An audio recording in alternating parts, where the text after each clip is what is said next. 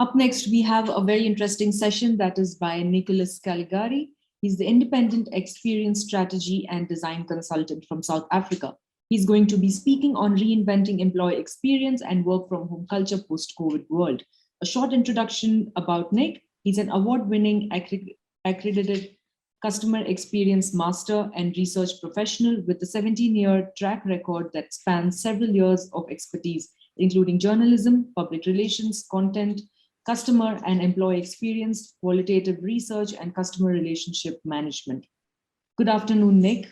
How are you doing? Hello. How Hi. are we today? Doing very well, Nick. Good. And how's it to everybody watching? Yes, everyone is really excited for your session now, so I hand over the digital stage to you. Okay, awesome. Thank you very much. Thanks, Pooja. And thanks everybody for tuning in and giving me the opportunity to speak to you all. I think I just wanted to share something with you guys quickly. So the topic of my discussion is unpacking the employee experience revolution, and I like to sort of subtext that with it's also known as making sure your business doesn't hemorrhage people in a post-COVID world. I think, I don't know about you, but I definitely felt like this deer over the last 18 to 24 months, and honestly, it's a bit of a mess out there. Our employees are burning, and I mean, we're talking about massive skill shortages, unemployment, people struggling with record levels of mental illness, burnout, PTSD, anxiety, stress.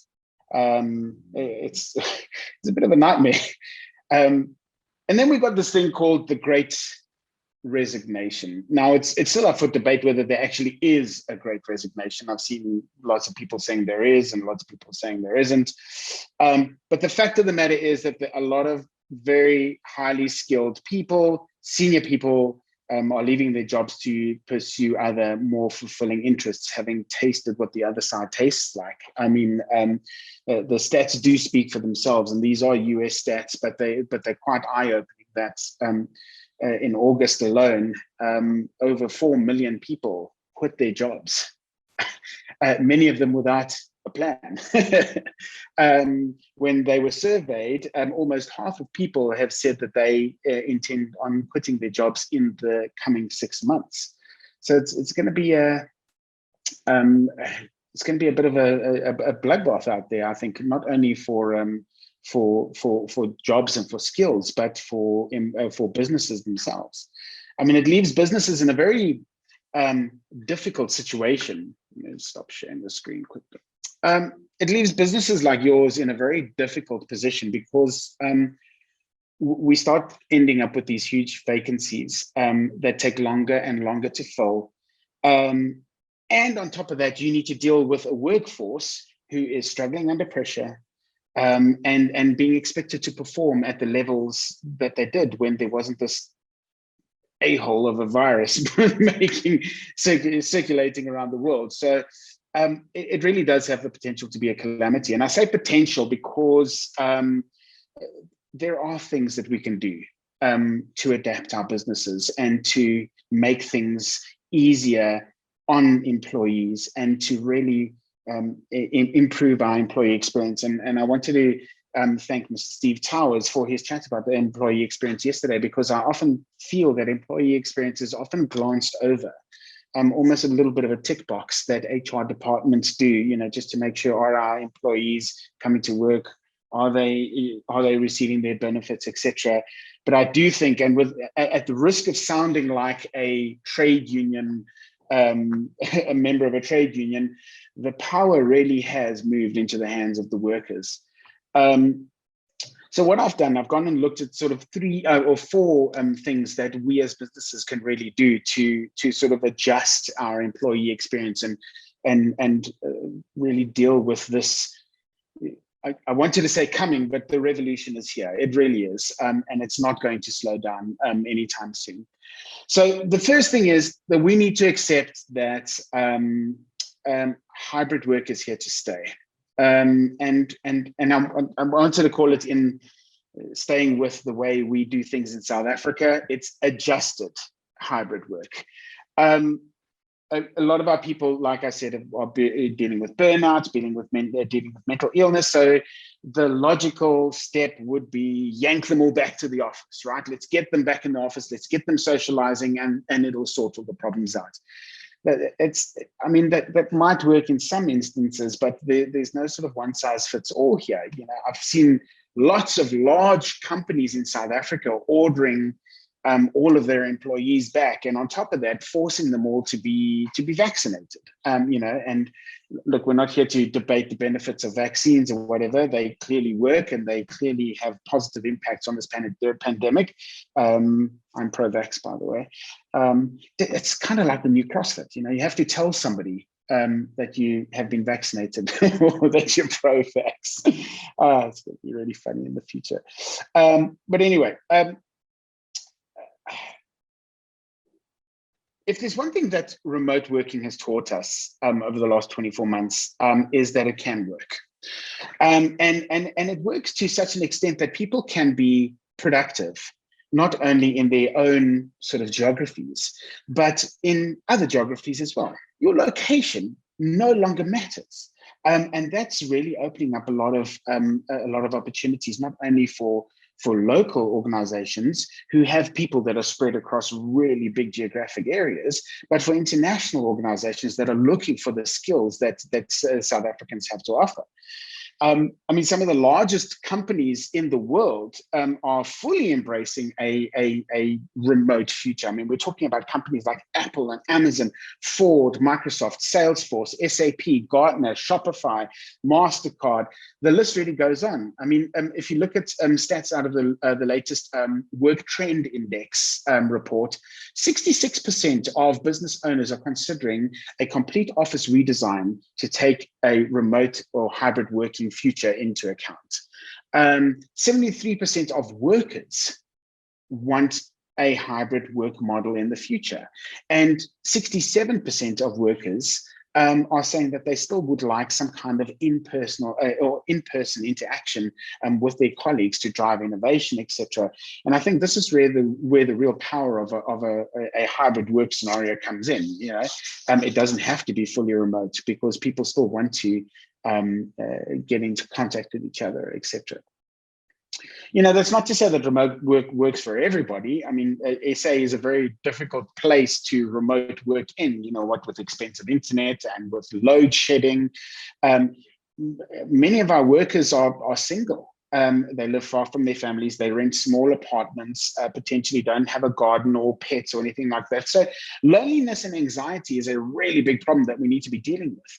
And getting them back into the office with human contact is really a good thing. And it'll probably be really easy. But where you're really going to struggle is with your more senior, highly skilled people who are less willing to come back because, you know, they may be married, they may be living with kids, they may have larger homes, a bit more space. So things like anxiety and loneliness don't really play a factor. They enjoy the work-life balance that came with working from home.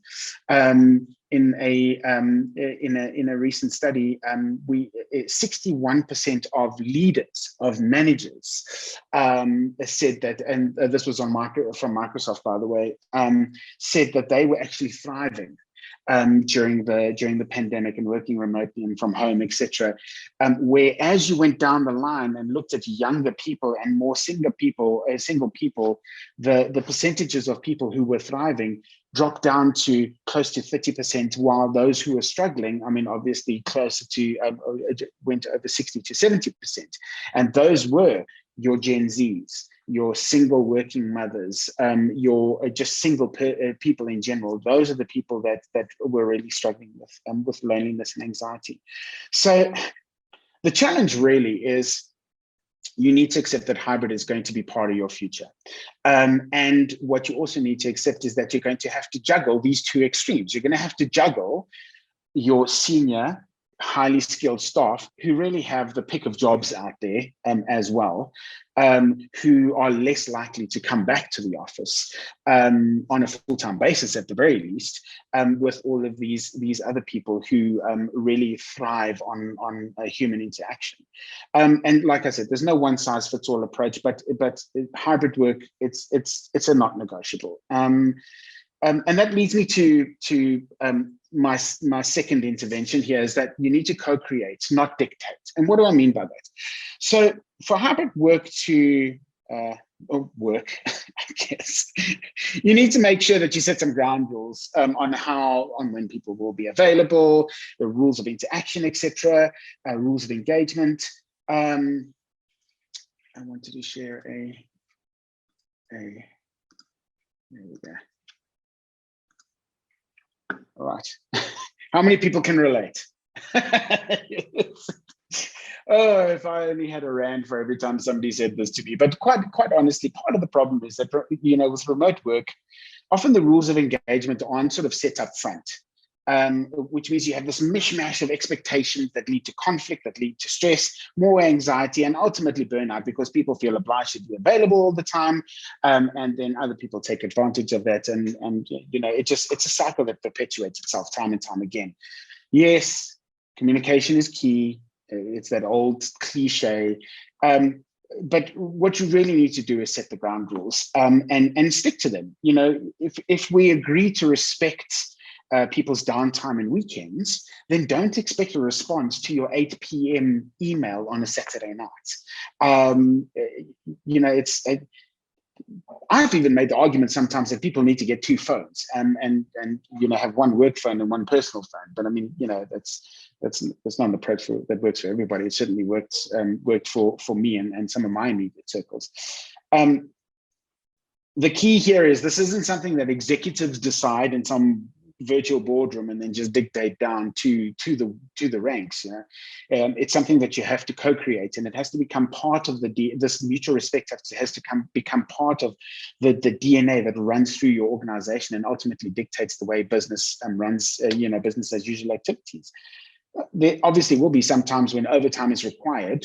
I mean, that's part of business, but being available 24/7 should really not be should not be the norm. What businesses need to realize really quickly is that your employees are not getting out of bed to create shareholder value. They don't give 100% of their time to make money for other people. They get out of it because they have a purpose, and they see that purpose play out in the experiences that they create for your very customers every single day, and the emotions that, being very proud when somebody says, hey, I liked that thing that your company did, and going, well, that was me, I did that. And you get the sense of fulfillment. I really do believe that Maslow's hierarchy of needs is going to play a much bigger role in employee experience in the coming future than it was previously given credit for. For example, people, and we've heard this said ad nauseum, people, and especially younger people, are spending more time on experiences or more time and money on experiences, and less time and money on the acquisition of material products. Work in itself is no longer a tick box. It is part of our lives. Make no mistake, we all need salaries to live, but work in itself is an experience as well. And if you can make that experience as pleasant for your employees as you try and make those customer experiences as pleasant for your customers, we're really sitting with a win-win situation. There's no compromise here. I mean, I would argue that work actually needs a new PR company, a new PR campaign to change its reputation. I want you to remember something. No, actually, everybody repeat after me. And I'm going to stop sharing the screen for now. Everybody repeat after me. People leave bad what? You see, I wish this was in person so I could hear people screaming at me. People leave, who said bad managers? Well, you would have been right 24 months ago, but the fact of the matter is people leave bad cultures. And these cultures are usually driven by the priorities of the people in the upper parts of the org chart. If you're fortunate enough to work under a servant leader, chances are strong that you know your purpose, and you're probably more engaged in your company's values and your company's mission. I wanted to tell you a story quickly. I recently had a conversation with somebody who's really grappling with a culture problem in their organization. The broader organization is really struggling with their VOE metrics. They're just not getting their engagement numbers up. Their ENPS is not doing so well. Their people are stressed, they're burned out, they're confused about what their purpose is. They never align to the company's core values.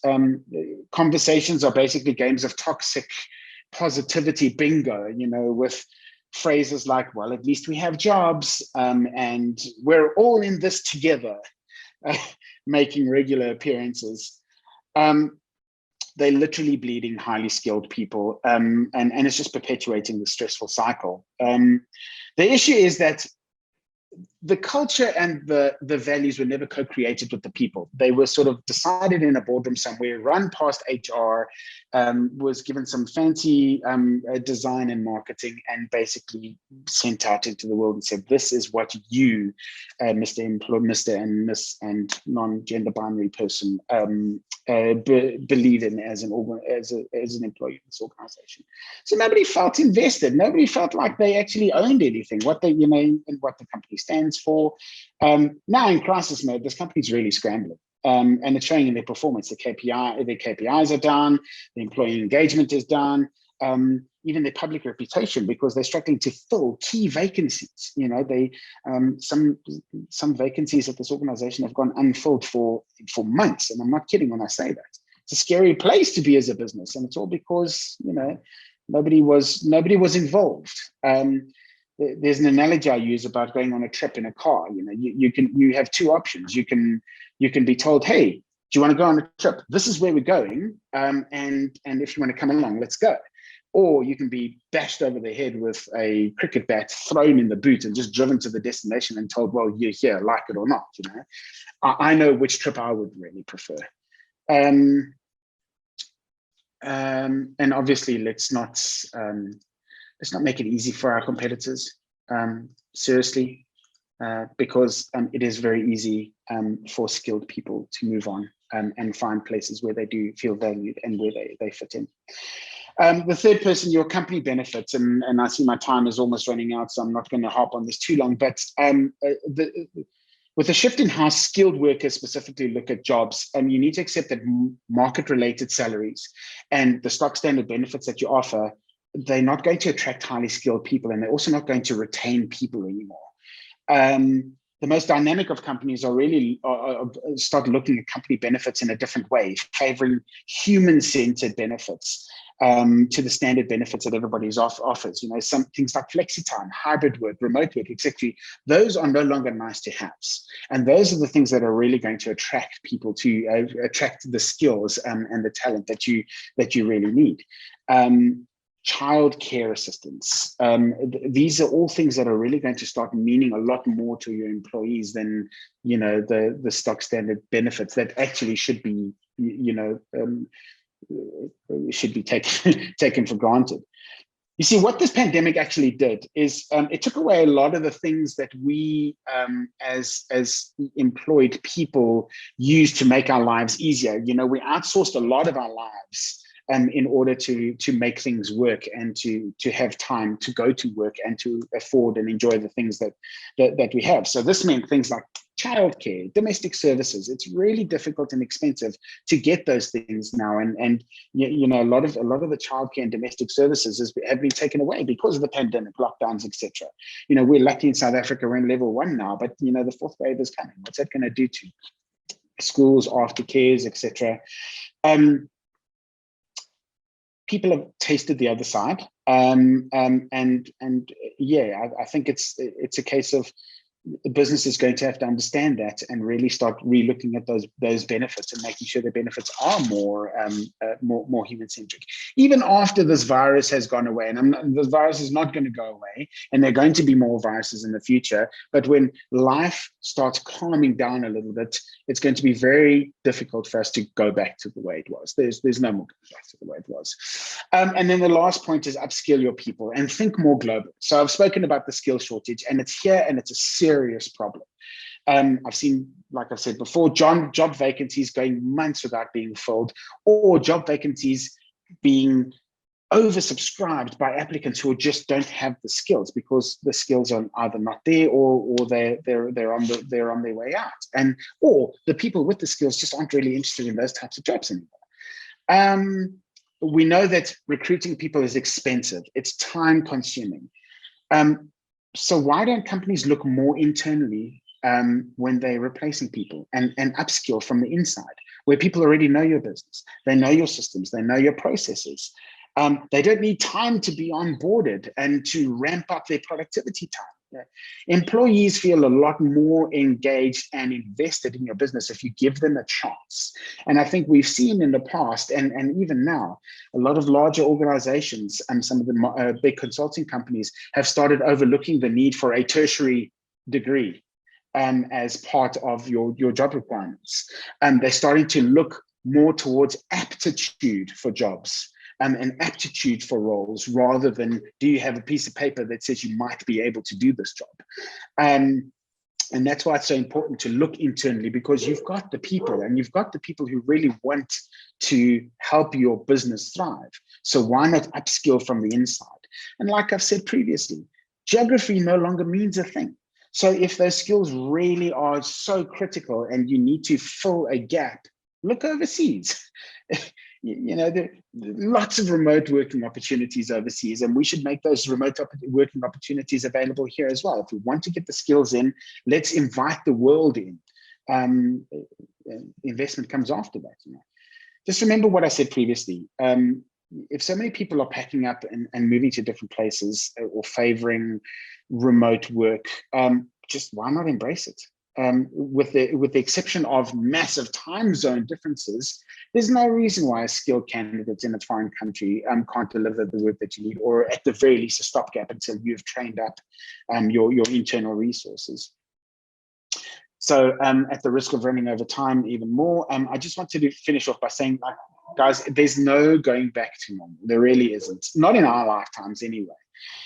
Too much has changed in the world, and what we really need to do is start conceding as businesses that the power really sits in our workers' hands now, and employee experience must become a priority. If the nature of work is changing, and the sooner we adapt our businesses to understand that and to embrace this revolution, the better. But there is no either or; it's a either and. And yeah, that's the end of my soapbox conversation. Pooja, over to you.